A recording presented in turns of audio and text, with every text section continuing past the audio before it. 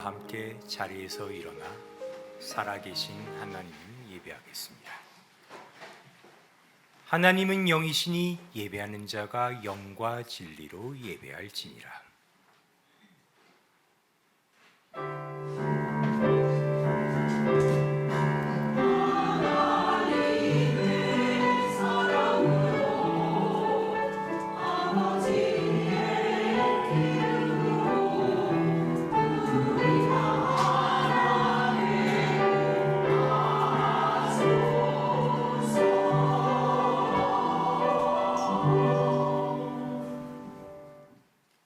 언제나 우리의 아버지 되시는 우리 주 하나님, 오늘 주의 은혜를 입어 이 주의 거룩한 성전에 모여 예배하게 하시니 은혜에 감사합니다.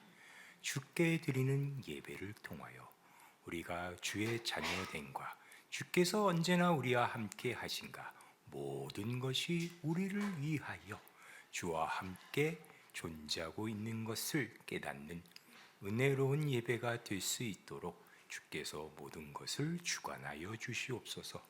예수님의 이름으로 기도하였습니다. 아멘. 찬송가 1장입니다.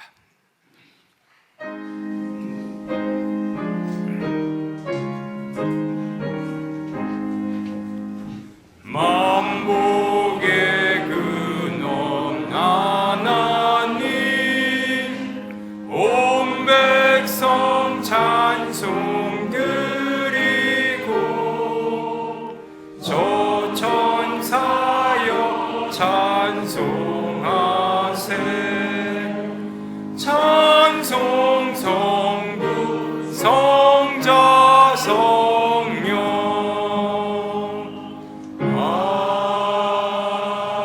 아멘. 사도신경으로 우리의 신앙을 고백하겠습니다. 전능하사 천지를 만드신 하나님 아버지를 내가 믿사오며 그 외아들 우리 주 예수 그리스도를 믿사오니 이는 성령으로 잉태하사 동정녀 마리아에게 나시고 본디오 빌라도에게 고난을 받으사 십자가에 못 박혀 죽으시고 장사한 지 사흘 만에 죽은 자 가운데서 다시 살아나시며 하늘에 오르사 전능하신 하나님 우편에 앉아 계시다가 저희로서 산자와 죽은 자를 심판하러 오시리라. 성령을 믿사오며 거룩함 공예와 성도가 서로 교통하는 것과 죄를 사하여 주시는 것과 몸이 다시 사는 것과 영원히 사는 것을 믿사옵나이다. 아멘. 자리에 앉아주시기 바랍니다. 찬송가 29장입니다.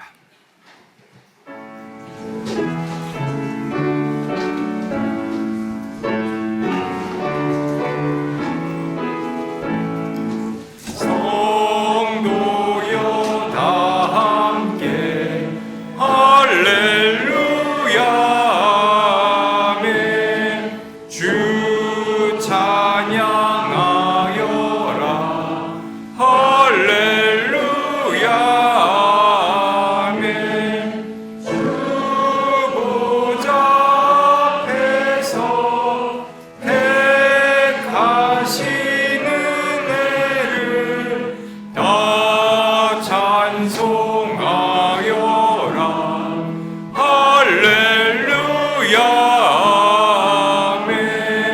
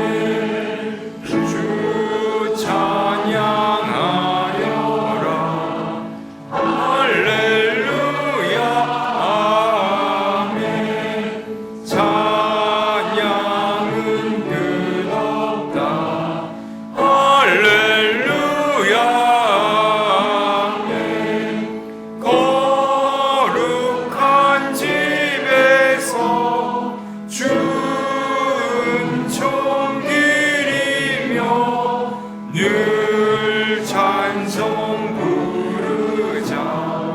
할렐루야 아멘. 우리를 대표하여 오장민 집사님 기도하시겠습니다.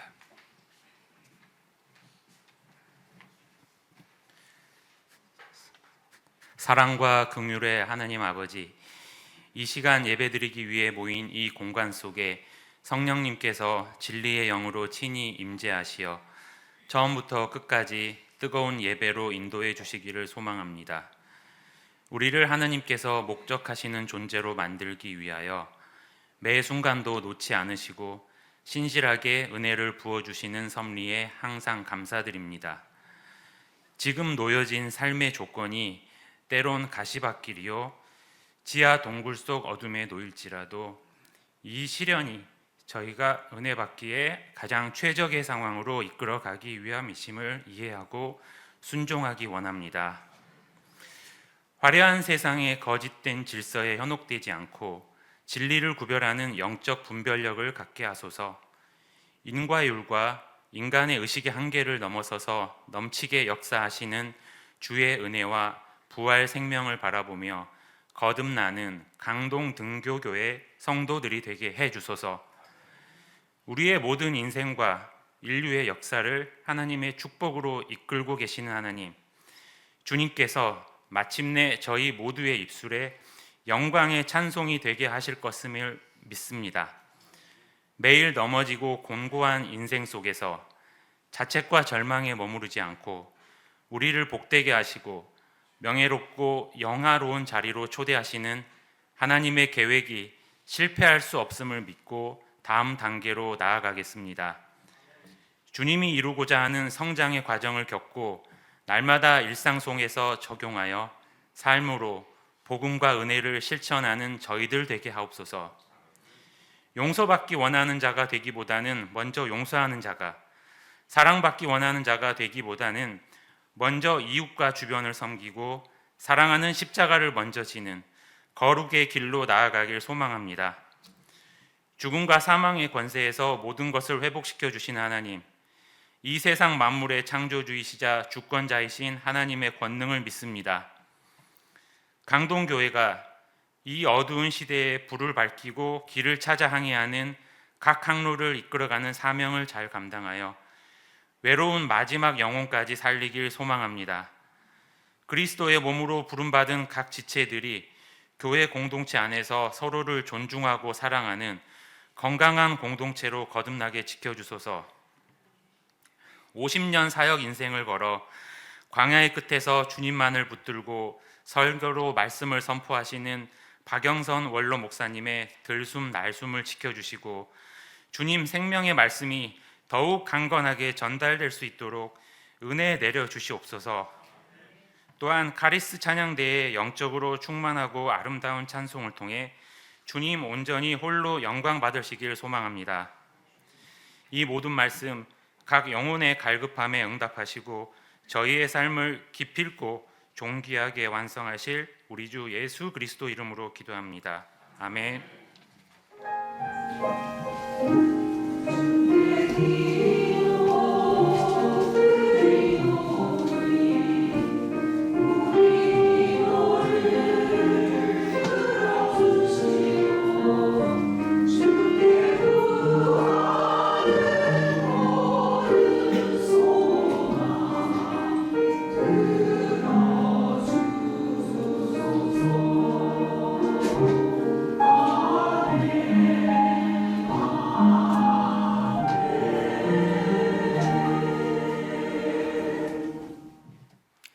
찬송가 438장입니다.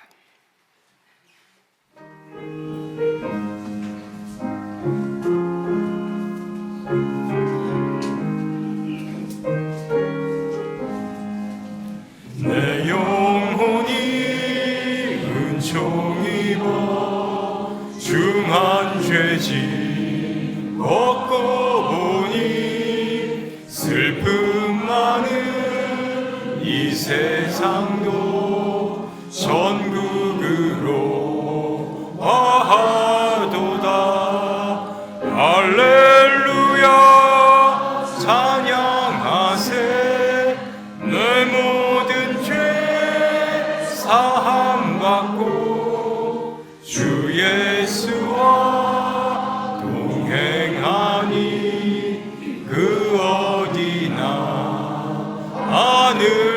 하늘나라 주의 얼굴 뵙기 전에 멀리 뵈던 하늘나라 내 마음속에 이루어지니 날로 날로 가깝도다.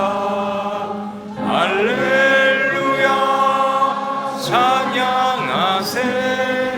내 모든 죄 사함받고 주 예수와 동행하니 그 어디나 하늘나라 높은 산이 거친 들이 조막이나 궁궐이나 내 주 예수 모신 곳이 그 어디나 하늘나라. 할렐루야 찬양하세. 내 모든 죄 사함받고 주 예수와 동행하니 그 어디나 하늘나라. 주께서 오늘 우리에게 주시는 말씀은 누가복음 1장 46절에서 55절까지의 말씀입니다. 누가복음 1장 46절에서 55절까지의 말씀. 신약 성경 87페이지에 있습니다.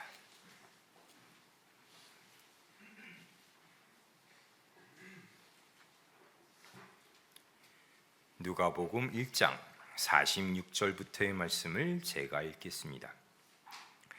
마리아가 이르되 내 영혼이 주를 찬양하며 내 마음이 하나님 내 구주를 기뻐하였음은 그의 여종의 비천함을 돌보셨음이라. 보라 이제후로는 만세의 날을 복이 있다 일컬리로다. 능하신 이가 큰 일을 내게 행하셨으니 그 이름이 거룩하시며 궁휼하심이 두려워하는 자에게 대대로 이르는도다. 그의 팔로 힘을 보이사 마음의 생각이 교만한 자들을 흩으셨으며 권세 있는 자를 그 위에서 내리시었으며 비천한 자를 높이셨고 줄이는 자를 좋은 곳으로 배불리셨으며 부자는 빈손으로 보내셨도다. 그 종 이스라엘을 도우사 긍휼히 여기시고 기억하시되 우리 조상에게 말씀하신 것과 같이 아브라함과 그 자손에게 영원히 하시리로다 하니라. 아멘.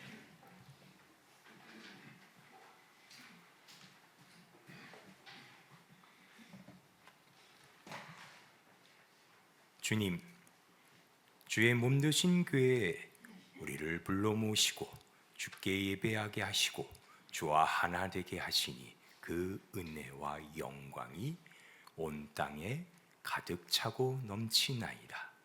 우리의 예물을 기뻐 받아 주시옵소서. 예수님의 이름으로 기도하였습니다. 아멘. 이 시간 카리스 찬양대가 하나님을 찬양합니다.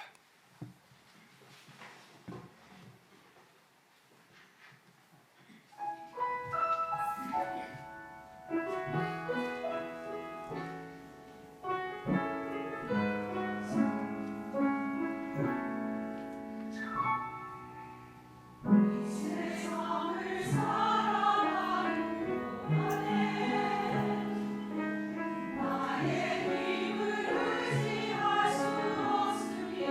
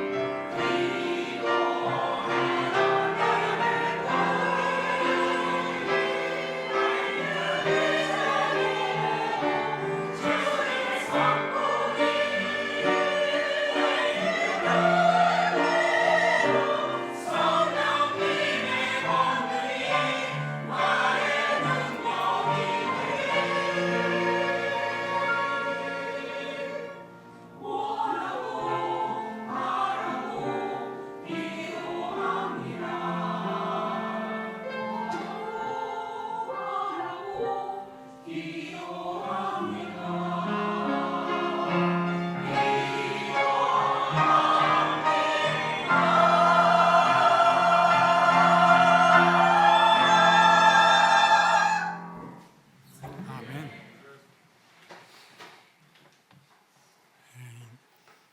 일부 예배와 2부 예배 사이에 그러니까 1부 끝내신 분이나 2부에 일찍 오신 분이나 한층 올라가셔서 4층 라운지에 커피가 준비되어 있습니다. 물론 공짜입니다. 우리 지금 다 보다시피 서로 모르는 사이입니다. 제가 섬겼던 교회에서 많이 안 오고 지금 다 외부에 있던 분들이 제가 하니까 찾아오셔서 꽤 열심을 내셨고 서로 알고 지내야 됩니다. 크게 얘기해서 구약 성경은 자유가 주제입니다. 자유를 줬는데 개판치는 얘기가 왜 나오느냐 하는 게 구약이었고, 신약은 연합입니다. 그리스도와 하나가 된다. 그래서 교회는 착하고 봉사하고 이전에 가족이 되는 것입니다. 그러니까 이제 앞으로 해가면서 다 풀 것입니다만은 서로 힘내서 사귀시고 집에 늦게 가도 뭐라고 안 하게 제가 뭐 써드릴 테니까 그래 주십시오. 자, 오늘은 처음에 요한복음에서 말씀이 육신이 되어 우리 가운데 거하심에 우리가 그 영광을 보니 하나님의 독생자의 영광이요 은혜와 진리가 충만하더라, 이렇게 소개됐고, 우리 마태복음에서는 아브라함부터 시작해서 중간에 다윗은 밧세바로 자식을 낳고 이런 라합 얘기, 이렇게 치사한 다말 얘기 이런 거 끝에 예수님이 그 족보에 들어가심으로 우리와 구별되지 않고 우리 중에 하나가 됐다는 사실을 마태복음이 보였다면, 오늘 누가복음에서는 역설이라는 걸 보입니다. 역설이라는 건 뭐냐면 지금 그 누가복음 1장 46절 이하에 보면 이렇게 돼 있어요. 48절, 그 여종의 비천함을 돌아보시고 이 비천한 내가 만세에 복이 있다는 그 칭찬 이상의 존경을 받을 것이다 라고 해서, 예수를 보낼 때 왜 이름 없는 여자에게, 그러니까 처녀에게 보냈다는 게 우리한테는 초월의 개념이 먼저 오는데, 그게 아니라 그 남편도 없는 여자에게서 왜 예수를 배게하고 태어나게 하느냐가, 그러니까 가장 조건이 어떤 그 뭐라 그러죠? 그 배경이 별것 없는 존재로서 태어났다 하는 얘기를 하고, 50절 가면 긍휼하심이 두려워하는 자에게 대대로 이르리로다. 여러분, 예수 믿으면 다른 건 다 좋은데 죄 지을 때 제일 겁나죠. 정당한 신앙생활 할 때 겁이 나는데, 긍휼이 두려워하는 자에게 대대로 있는다는 것은 놀라운 약속입니다. 잘못한 대로 벌 주지 않는다, 그런 얘기입니다. 그의 팔로 힘을 보이사 마음의 생각이 교만한 자를 흩으시고 권세 있는 자를 그 위에 내리치셨으며 비천한 자를 높인다, 이렇게 역설이 나온다고요. 잘난 사람에게 보상을 하는 게 아니라 못난 자를 편든다. 줄이는 자를 좋은 것으로 배불리셨으며 부자는 빈손으로 보냈다. 빈손으로 보냈다는 건 팔을 잘라서 보냈다는 뜻입니다. 거기까지 가는 건 구라입니다. 설교를 하면 제일 문제가 이렇게 어르신 말씀하는 거겠지, 뭐 어른은 그렇게. 그래갖고 생각이 없어져서 가끔 제가 이렇게 끊는 겁니다. 제정신으로 돌아오시라고. 그래서 그정 이스라엘을 도우사 긍휼히 여기시고 기억하시되 그 우리 조상에 말씀하신 것 같이 아브라함과 그 자손에게 영원히 하시리로다. 아브라함의 자손은 누구죠? 유대인이 아닙니다. 내가 네게 복을 주어 내 이름을 창대케 하리니 너는 복이 되리라. 너를 축복하는 자에게 내가 복을 내리고 너를 저주하는 자에게 내가 저주하리니 땅의 모든 족속이 너를 인하여 복을 얻을 것이니라. 그러니까 아브라함 하나 때문에 여기가 다 모든 족속이에요. 예수가 세상에 올 때도 얼마나 역설적으로 오느냐 하면 그는 죄인을 구하러 와요. 그래서 나중에 바리새인들과 싸울 때도 나는 의인을 구하러 온 것이 아니다. 죄인을 구하러 왔다. 그럼 죄를 져야 구원을 받느냐? 그런 얘기는 아니죠. 왜 이런 얘기를 해야 되냐 하면 이제 오늘 계속 해야 되는 그 역설이 예수님이 오시면서 우리 생각에는 오시면 권력과 영광과 초월로 우리를 놀래키면서 등장하셔야 된다고 생각하는데 예수님은 가장 은밀하게 가장 아무것도 아닌 그 정망 속에 등장을 합니다. 마구간에. 그리고 아무도 돌보지 않는 데서 그 요셉과 함께 그 아기를 돌보게 되죠. 물론 목자들이 찾아오고 목자들을 찾아간 천사들의 찬송이 있습니다. 지극히 높은 곳에서는 하나님께 영광이요 땅에서는 기뻐하시는 자들에게 평화로다가 있지만 그거를 목자들에게 했다는 건 아이러니컬합니다. 그 가장 높고 영광된 찬양대가 그 요새는 안 그렇지만 옛날엔 청계천에 가서 그러면 가장 낮은 자리를 의미했습니다. 요새 청계천은 제일 뛰어나서 얼마나 경쟁이 심한지 저도 아직 못 봤습니다. 그래서 우리가 하나님이 하시려는 일을 예수를 통해서 하시겠다고 예수를 우리에게 육신으로 우리와 방불하게 보내서 하는데 그의 시작은 하나도 권세와 뛰어난 것으로 증명을 하시거나 일을 하지 않고 우리 중에 하나 중에서도 가장 볼품없는 뭘 가진 게 없는 분으로서 일을 하기 때문에 이제 유대인들 중에 지식층이나 권세를 잡은 바리새인들과 사두개인들의 반대를 받게 됩니다. 그래서 이 일은 여러분이 시작에서도 말씀드린 것 같이 예수를 믿으면 도덕적으로 완벽해야 된다라고 가지는 것은 인간이 가지는 종교에 대한 이해입니다. 성경은 그걸 뒤집는 겁니다. 그러니까 죄를 많이 지라는 얘기는 아닙니다. 그것보다 더 크게 여러분이 도덕과 윤리를 지키는 것이 기독교가 아니라는 건 무슨 뜻이냐 하면 윤리와 도덕은 이걸 범하면 죄다라는 하부 구조를 위한 근거지 이걸 가지면 무엇을 할 수 있다라고 그 위로 올라가는 것이 없습니다. 그러니까 성경에도 율법은 뭐냐? 죄를 죄되게 하는 것이다. 죄를 죄되게 하는 기준이지 더 이상 잘하는 긍정적인 내용을 만들어내지 못합니다. 그러니까 로마서 5장 1절로 가겠습니다. 우리 자막이 나올 것입니다. 로마서 5장이 뭐라 하냐면 그러므로 우리가 믿음으로 의롭다 하심을 받았으니 우리 주 예수 그리스도로 말미암아 하나님과 화평을 누리자. 또한 그로 말미암아 우리가 믿음으로 서 있는 이 은혜에 들어감을 얻었으며 하나님의 영광을 바라고 즐거워하느니라. 그러니까 기독교는 예수를 믿으면 어디로 올라간다는 얘기를 하는 것이고 세상이 만든 최선이라는 기준, 윤리와 도덕은 이거 하면 너 벌 받아야 돼 까지밖에는 하지 못해서 최선이 범하지 않는 거죠. 도덕과 윤리를 범하지 않는 것이고 이쪽은 긍정적으로 안 믿으면이라는 얘기를 하지 않고 믿으면입니다. 믿으면 영광을 얻게 됩니다.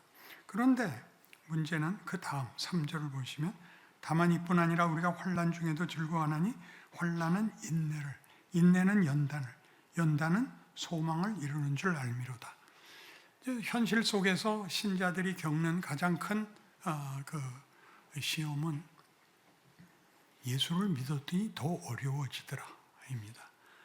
예수를 안 믿었더라면 가서 한판 하겠는데 예수를 믿어서 가서 싸울 수도 없고 예수 믿어서 덕본 게 없다. 이게 이제 많은 성도들의 현실입니다. 저도 그게 늘 있습니다. 위로 올라가고 있는 것은 사실이지만 올라갈수록 진학하는 것 같이 점점 어려워집니다. 초등학교 때 문제, 중학교, 고등학교, 대학교, 그다음에 어른이 돼서 뭐 가르치는 교사가 된다든가 뭘 훈계하는 어른이 되면 더 많은, 그러니까 그 수준에 걸맞는 도전이 옵니다. 왜 그런 도전이 오냐 하면 도전을 받아야만 우리는 더 깊이 생각을 합니다. 이 정도면 내가 꽤 했다라는 것에 서 있지 못하게 만드는 것이 시험이고 위기이고 그리고 고난입니다. 그래서 이 고난과 이 시험으로 인하여 고통을 받는, 그러니까 여기인 대로 환난과 인내와 연단과 소망으로, 소망은 이제 결국의 목적지죠. 왜 앞에서 믿으면 영광으로 데려간다고 해놓고 이런 곤란한 일과 이것을 묻고 있느냐 하는 것이죠. 그래서 8장으로 가면 로마서가 구원을 얘기할 때 가장 놀랍게 얘기하는 게 뭐냐면 신분의 변화를 가장 많이 얘기합니다. 8장 1절, 그러므로 이제 그리스도 예수 안에 있는 자에게는 결코 정죄함이 없나니 이는 그리스도 예수 안에 있는 성령의 법이 죄와 사망의 법에서 너를 해방하였습니다. 이 말은 제대로 해석하는 사람을 못 봤는데 안타까운 일입니다. 여러분 읽으니까 무슨 기분이 납니까? 결코 정죄함이 없다가 뭡니까? 정죄받지 않았다면 형통해야 되는데 예수 믿고 형통한 사람은 죽은 사람들밖에 없습니다. 다 형통하지 않고 고난이 안 믿었을 때보다 더 깊게, 더 크게, 더 놀랍게, 더 감당 못하게 옵니다. 근데 하는 얘기가 뭐냐면 너희는 예수 안에 있는 생명의 성령의 법이, 생명과 성령의 법이 죄와 사망의 법에서 너희를 해방했답니다. 그러니까 죄와 사망의 법이라는 건 너 이거 잘못했어, 너 이거 틀렸어, 넌 30년 형이야, 너는 사형이야 하는 법이 죄와 사망의 법입니다. 죄의 법은 우리가 율법에서 보는 것 같이, 규칙에서 보는 것 같이, 윤리에서 보는 것 같이 늘 죄를 지적할 수밖에 없습니다. 그런데 우리는 어디에 있느냐 하면 예수 안에 있는 생명의 성령의 법 안에 있어서 사망의 법에서 해방되어 있습니다. 그러니까 우리에게는 뭘 적용하지 않느냐 하면 너 이거 잘못했어, 이거 잘못했어로 정죄하지 않는답니다. 그게 무슨 말일까요? 잘못해도 벌받지 않는다, 그렇게 간단한 얘기가 아닙니다. 잘못한 것이 운명이 되지 않습니다. 어떤 관계에서 그런 일이 일어나죠? 부모와 자식 사이에서 이게 일어납니다. 자식이 큰 잘못을 범하면 죽도록 패놓고 다신 그러지 마, 여기가 끝입니다. 너 나가 죽어는 절대 없습니다. 내가 잘못해서 내 아들이 책임을 져야 한다면 부모가 대신 갈 수 있습니다. 그게 기독교입니다. 우리가 하나님의 영광으로 지음을 받았는데 자유라는 그 하나님의 형상으로 허락된 자유 선택이라는 것을 지멋대로 써서 우리가 하나님과의 관계가 끊어진, 하나님으로부터만 생명과 진리가 공급되는데 그 관계가 끊어짐으로써 우리가 선택을 해야 되고 우리가 책임을 져야 됩니다. 그래서 죽음이라는 것이 결과되는 존재가 되고 말았죠. 그래서 다 여러분 창세기를 보면 5장에 가면 누구는 900 몇 살 살고 죽었다, 누구는 몇 살, 900 몇 살 살고 죽었다. 죽음의 족보라 그럽니다. 죽었다. 몇 살이나 살았다고요? 900살이나 살았다. 900살이 벌이죠, 그러면. 죽을 거면. 그렇지 않아요?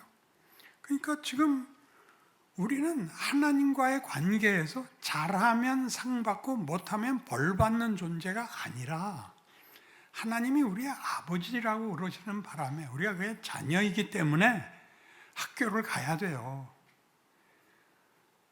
톰 소야의 모험에서 톰 소야가 제일 부러워하는 사람이 누굽니까? 허클베리 핀. 왜요? 부모가 없습니다. 그래서 지멋대로 세수를 안 하고 목욕을 안 하고 아무 때까지 늦잠을 자도 되고 학교에 갈 필요가 없습니다. 그거 굉장한 소설입니다. 우리가 딱 그래요. 너 일어나라. 너 세수해라. 너 손톱 깎아라. 이것이 짐이 아니라 명예라고요. 명예. 너 머리 빗고 가라. 야, 너 옷 벗어라. 내가 빨아줄게. 아니 그냥 나 이거 입을게. 말을 안 들어 너는. 그 욕을 계속 먹죠. 엄마는 왜 날 낳았어? 난 놀리려고 태어났어? 나를 낳았어? 나 이제 엄마 장난감 하기 싫어서 집 나가. 그렇게 말하는 놈은 죽여버려야 됩니다. 사랑이 뭔지도 모르고 명예가 뭔지도 모르는 거죠. 그러니까 예수를 믿으면 복 받는다가 여러분 모두 그 복이 뭐냐면 형통케 하시고 고민이 없게 해 주옵소서예요. 학교 안 가는 게 고민이 없죠. 학교 가면 잘하면 잘할수록 밀어 올려서 더 큰 시련 앞에 마주 세우지 않습니까? 하나님이 우리를 어떻게 대접했길래 우리가 실패했더니 이번에는 안 되겠다. 가정교사를 붙이자, 개인으로. 그래서 예수가 오시는 겁니다. 모두에게 개인 교사가 되십니다. 성경을 주십니다. 모두가 또 동일한 지침과 방법과 해석을 가질 수 있도록 이렇게 성경을 주는 것입니다. 그래서 이 생명의 성령의 법이라는 것은 기어코 생명의 충만과 풍성과 영광을 만들고야 말겠다라는 법입니다. 죄와 사망의 법은 너 암만 오래 살고 암만 잘해봤자 소용이 없어라고 죽어버려야 되는 그 운명이 소멸되고 마는 존재가 소멸되고 마는 것에 비하면 깜짝 놀랄 만한 약속이죠. 그러니까 여러분이 지금 겪는 모든 것이 여러분으로 하여금 난 뭐야? 하나님은 왜 일을 이렇게 하셔? 라는 자리에 오게 합니다. 욥의 정황이 뭘로 설명되어 있냐면 욥은 의인입니다. 잘못한 것이 없습니다. 그래서 복받고 삽니다. 그래서 하나님이 치십니다. 하루아침에 재산 다 뺏기고 가족 다 죽고 자기는 온몸에 병이 들어서 기왓장으로 몸을 긁으면서 버티고 참다 못해서 말을 하기 시작하죠. 하나님, 난 뭡니까? 왜 이러십니까? 하나님, 나 이렇게 놀리지 마십시오. 나 죽어버리고 말겠습니다. 내가 죽으면 하나님 누구 데리고 놀라 그러십니까? 그러니 살아있는 동안에 무슨 해결책을 주셔야지 왜 모른 척 하십니까? 이게 욥이 했던 고백이고 현실이고 그 의인이었던 의로운 욥이 어느 자리까지 그 처지가 곤란했으면 못할 말을 했을 것인가 라고 보라고 욥기가 있는 것입니다. 나중에 그가 회복되는 것은 잘잘못을 지적하는 대목은 하나도 없고 네가 쟤네들 용서해 주라. 쟤네들 내 앞에 네가 대신해서 회개 기도를 하면 내가 용서해 주겠다. 대제사장 역할을 하게 해요. 예수님이 그러신 것 같이 우리가 그 역할을 맡아서 우리는 이 세상에서 하나님을 모르기 때문에 죄 속에서 사는 불쌍한 자들에게 내가 제사장 역할을 하도록 돼 있어요. 쫓아가서 하지 않아도 좋으니까 여러분 옆에 있는 사람들 앞에 여러분은 진리와 생명을 가진 자로서의 다른 존재가 되어야 됩니다. 말로 할 필요 없고 고함 지를 필요가 없습니다. 그냥 달라야 됩니다. 어떻게? 존재가, 분별이, 지혜와 안목이 다른 거죠. 진리와 생명의 내용들인 것입니다. 그래서 이 로마서 8장에서 이 얘기를 해놓고 이걸 설명하기 위해서 14절 가보십시다. 무릇 하나님의 영으로 인도함을 받는 사람은 곧 하나님의 아들이라. 이런 단어들을 쓰는 이유를 아까 얘기했죠. 부자지간이기 때문입니다. 너희는 다시 무서워하는 종의 영을 받지 아니고 양자의 영을 받았으므로 우리가 아빠, 아버지라고 부르짖느니라. 성령이 친히 우리의 영과 더불어 우리가 하나님의 자녀인 것을 증언하시나니 자녀이면 또한 상속자, 곧 하나님의 상속자요 그리스도와 함께 한 상속자니 우리가 그와 함께 영광을 받기 위하여 고난도 함께 받아야 할 것이니라. 그러니까 우리에게 고난이 있는 것은 여러분 세상에서 주변에 알아볼 수 있는 사람들의 삶을 보시면 그들은 그저 최선이 그저 죄 안 짓고 사는 게 전부이고 여러분은 더 커야 되는 책임 속에서 인도함을 받아서 어떤 의미에서 고달픈 인생을 사는데 뭐가 바뀌냐 하면 보상이 많아지는 것이 아니라 존재가 달라집니다. 인격적 존재라는 것이 하나님의 형상입니다. 하나님은 지정의를 가지시고 우리에게도 지정의를 주셨습니다. 생각하라 하시고 따뜻하게 끌어안으시고 울 수 있게 하시고 그리고 의지와 그의 신실하심으로 우리를 놓지 않으신다가 하나님이 우리를 그의 형상으로 만들어 우리를 생각하게 하여 고난을 당하게 하여 나는 누구며 하나님은 누구며 우리 둘의 관계는 무엇인가를 따지게 만드는 것이 고난입니다. 그래서 이 말씀은 좀 더 뒤에 들어가면 26절에 이와 같이 성령도 우리의 연약함을 도우시나니 우리는 마땅히 기도할 바를 알지 못하나 오직 성령이 말할 수 없는 탄식으로 우리를 위하여 친히 간구하시느니라.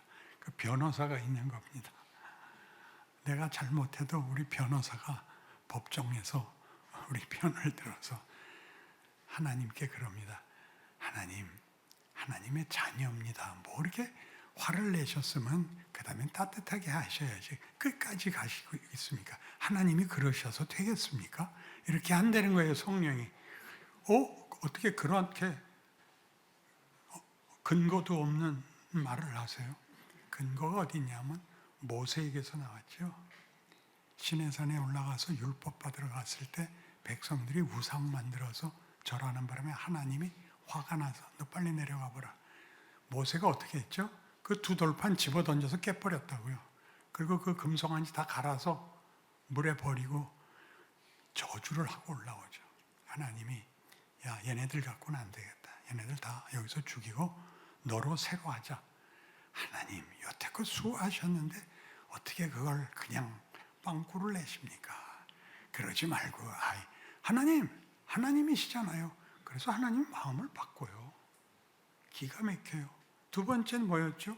무리바 사건입니다.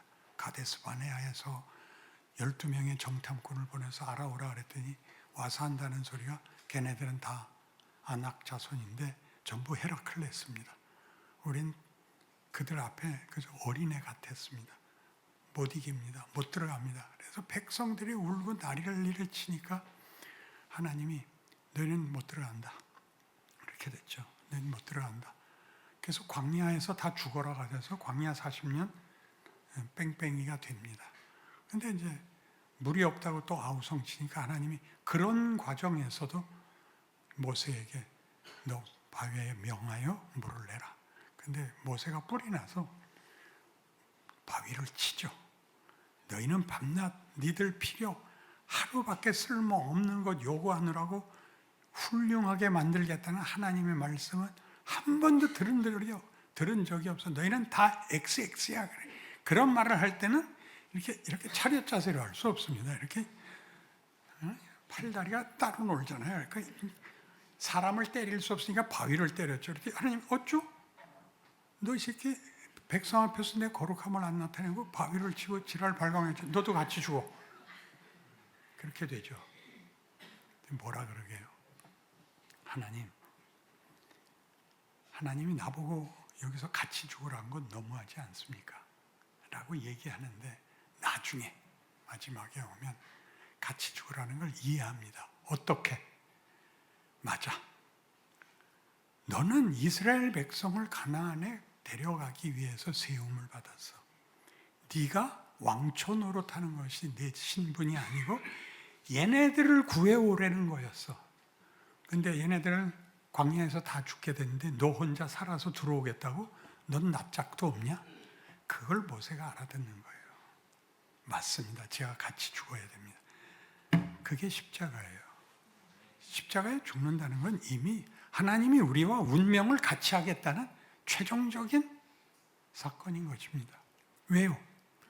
사망의 자리에 들어간 우리 표현대로 지옥에 간 자들까지 찾아 들어와서 부활할 때 그들을 끌어안고 함께 부활하시는 것이 부활 사건입니다. 예수 하나에게서 일어난 사건이 아니라 예수가 뭘 위해서 왔으며 그것이 이미 죽은 자들을 위해서는 어떻게 해야 되느냐? 내가 죽어서 그 자리에 찾아 들어가야 된다. 거기서 부활이 나온 이유는 그러니까 우리에게 너 어느 곳에 가도 너 지옥 못 간다. 그 증언이에요. 그러면 다 뭐라고 얘기하냐? 은혜가 율법을 이긴다면 뭐 때문에 열심히 살아야 되죠? 그러면 제가 말씀드릴게요. 넌 최소한의 양심도 없냐? 은혜를 베푼다 그랬더니 개판으로 살겠다는 건 너 부끄럽지도 않냐? 넌 머리큐가 소수점 이해하냐? 그렇게 말하는 게 성경이야. 알아듣는다 못 알아듣는다. 근데 왜 내가 설교를 하면 아멘이 안 나와? 이 엄청난 얘기를 하는데 빨리 끝내세요 하는 표정으로 같이 기도하고 끝낼까요? 여기서 아직도 반 페이지 남았는데 다 들어보긴 해야겠죠. 당연하죠. 들어보니까 쌈쌈하잖아요. 하나님이 그렇다고요. 하나님 두려워해야 될 뿐이 아니라 아버지예요. 땡깡을 부리는데 몇 살까지 부려요? 5살까지 부릴 수 있어요. 그땐 아버지가 져요. 엄마가 져요. 똥 아무 데나 싸놔도 아이고 똥도 이쁘네 그래요. 대부분의 신앙인들은 여기 있습니다. 부모에게 아양 떨어도 되는 하나님은 언제나 내 편이야. 아니요. 만들 겁니다. 초등학교를 보내고 중학교를 보내고 대학을 보내고 아버지의 소원은 아들이 나보다 잘나는 것입니다. 안 그렇습니까? 이제야 정신 차리네. 지금이라도 늦지 않았죠. 그래서 26절에 가봅시다. 8장 26절. 이와 같이 성령도 우리의 연약함을 도우시나니 우리가 혼자가 아니래요. 우리는 마땅히 기도할 바를 알지 못하나 오직 성령이 말할 수 없는 탄식으로 우리를 위하여 친히 간구하시느니라. 탄식을 누가 하는 거죠?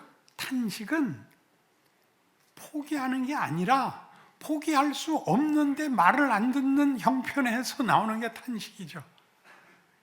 우리 스스로에 대해서도 우리가 탄식이 있죠. 내가 포기하지 않고 있는 거예요. 그게 탄식이. 그러니까 여러분이 잘못했을 때 여러분은 빨리 회개해서 잘못을 지워버리려고 하는데 지워버리면 안 돼요. 이거 조금 더 내려가 봅시다. 마음을 살피시는 이가 성령의 생각을 하시나니 이는 성령이 하나님의 뜻대로 성도를 위하여 간구하심이라. 우리가 알거니와 하나님을 사랑하는 자 곧 그의 뜻대로 부르심을 입은 자들에게는 모든 것이 합력하여 선을 이루느니라. 여기에 모든 것은 잘잘못이 다 들어가 있습니다. 우리의 윤리와 도덕에서는 잘한 것과 잘못한 것은 분명히 반대 상황인데 성경은 둘 다 일을 한답니다. 어떻게? 잘못한 것에 은혜가 들어와서 우리를 깨우칩니다. 너 이 꼴이 부럽냐? 너 창피하지 않냐? 이게 하나님이 하시는 일이에요. 그래서 우리 대부분 열심히 믿는 사람들에게서 일어나는 그 단순한 오해가 뭐냐면 잘못을 지워서 마음이 순결해지기를 바랍니다. 마음에 부끄러움이 없기를 바랍니다. 그게 아니라 예수님이 이렇게 얘기하죠. 아무든지 나를 따르려거든 자기를 부인하고 자기 십자가를 지고 나를 쫓을지니라.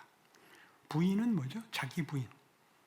뭐 나 갖고는 안 되라는 절망, 나는 이거 싫어라는 반항, 이것이 말하자면 자기 부인입니다. 네가 생각하는 것 이상이다 라는 얘기죠. 십자가는 뭐죠? 해결할 수 없는 짐입니다. 해결할 수 없는 짐.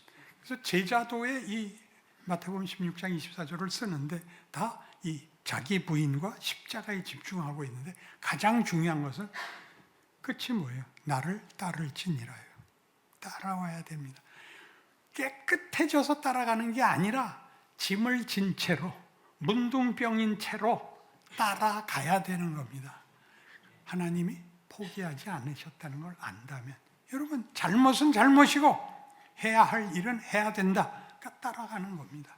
주일날 오시고 회개기도 하시고, 그리고 일상을 6일간 주어진 세상에서의 삶 속에서 예수 믿는 사람은 뭐가 다르냐라는 존재론적인 싸움을 해서, 잘못한 사람을 보는 것, 쉽게 사는 걸 보는 것이 시험이고 도전이 되지만 그건 얼마나 부끄러운 짓인가를 깨우치게 하는 것, 그것이 하나님이 성령으로 우리에게 해주시는, 우리를 보호하시고 인도하시는 기적입니다.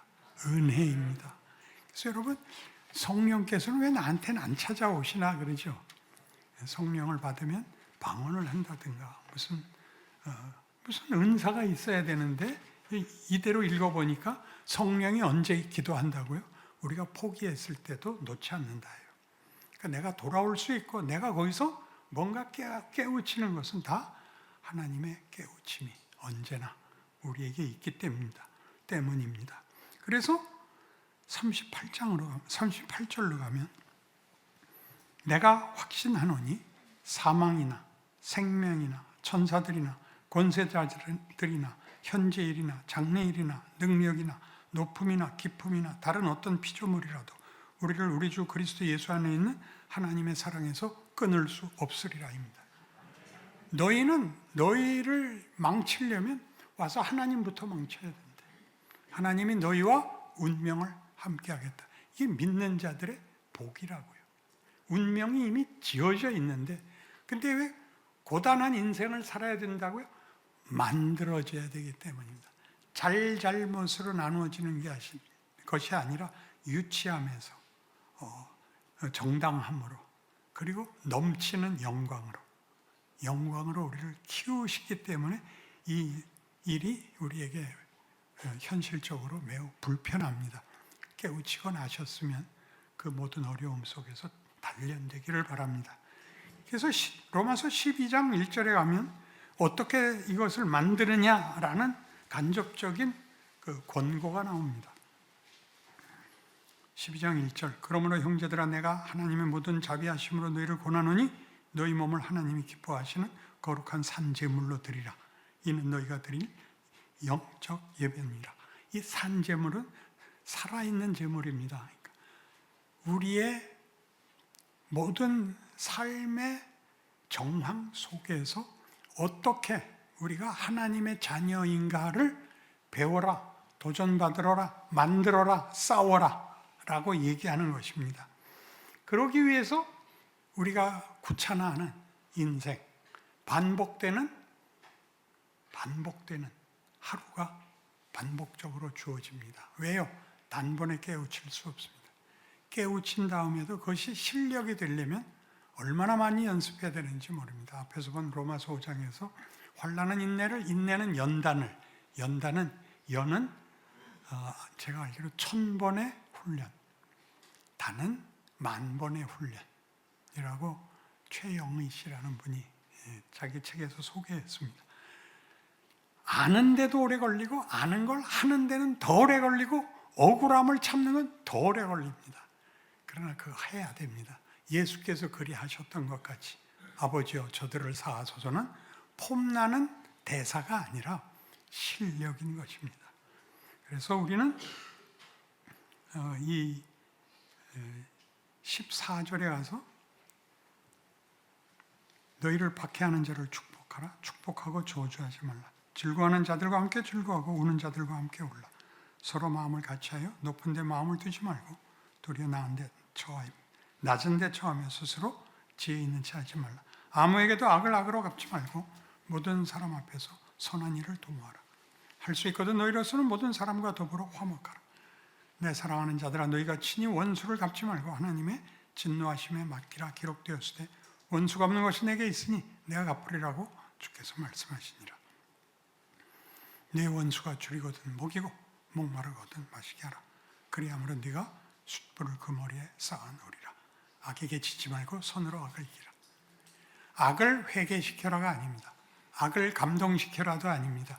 악당이 악한 역할을 하듯이 너희는 선한 역할을 해라. 네 역할을 해라. 너라는 존재의 가치를 발휘해라. 엄숙 떨리지 마라. 동정하고 그와 함께 살아라. 모든 사람과 화목하라. 이렇게 구별해서 자기 역할을 하지 마시고 하나님이 그 속에 우리를 쏟아놓았고 예수가 올 때도 우리가 아직 죄인 되었을 때 우리를 위하여 예수께서 오심으로 아버지께서 우리에 대한 사랑을 확증하셨느니라죠. 죄인을 구하러 와요.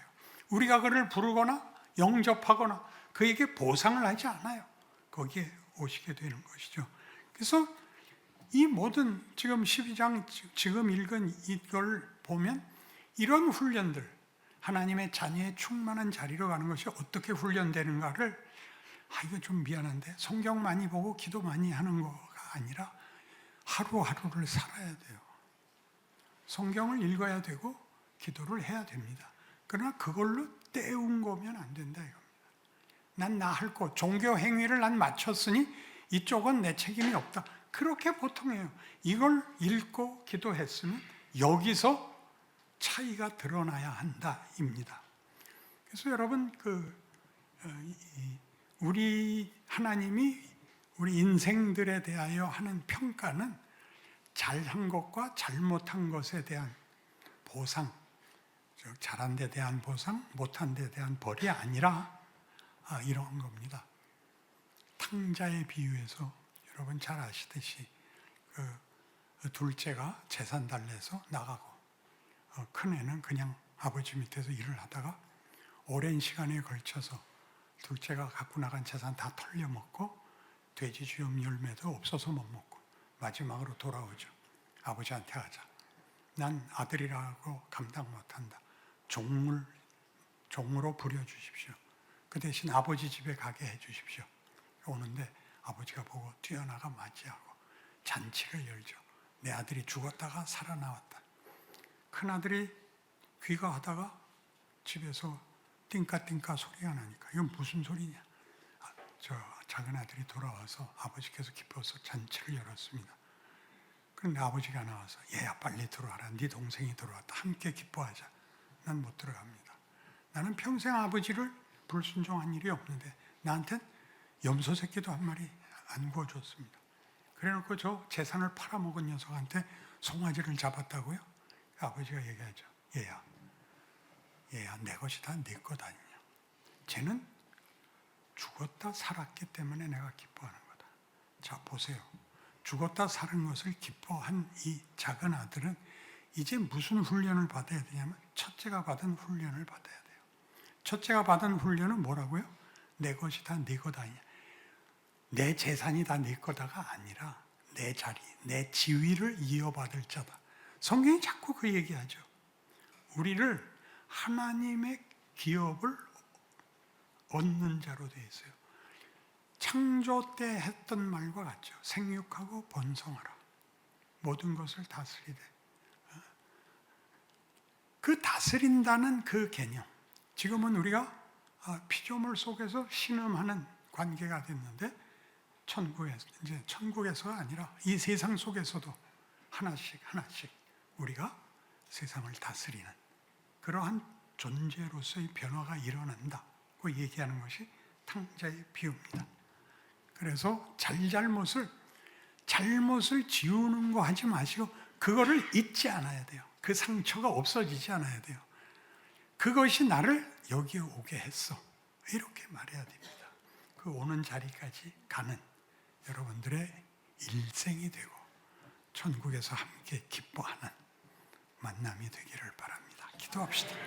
하나님 아버지의 거룩하신 뜻과 위대한 계획에 대하여 깨우치셨으니 이제는 순종하게 하옵소서, 열심을 다하게 하옵소서, 지혜롭게 하옵소서, 인내하게 하옵소서, 잘못한 것에 좌절하지 말게 하옵소서, 더 깊고 더 높은 자리까지 가게 하옵소서. 예수님 이름으로 기도합니다. 아멘. 다 함께 자리에서 일어나셔서 찬송가 5장을 찬송하시겠습니다.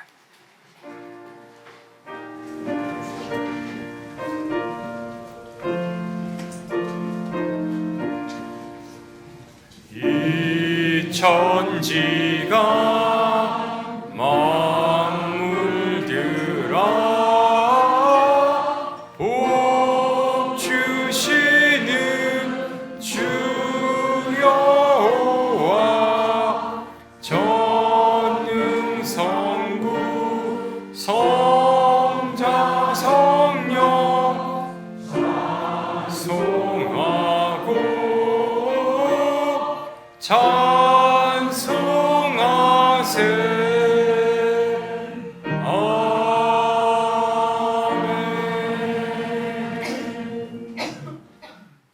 지금은 우리 주 예수 그리스도의 은혜와 하늘 우리 아버지의 사랑하시는 하나님의 기뻐하심과 그리고 언제나 우리와 함께 동행하시는 성령님으로 우리 모든 예수 믿는 자 된 인생의 각오와 그 승리를 위한 하나님의 축복이 영원토록 함께 있을지어다.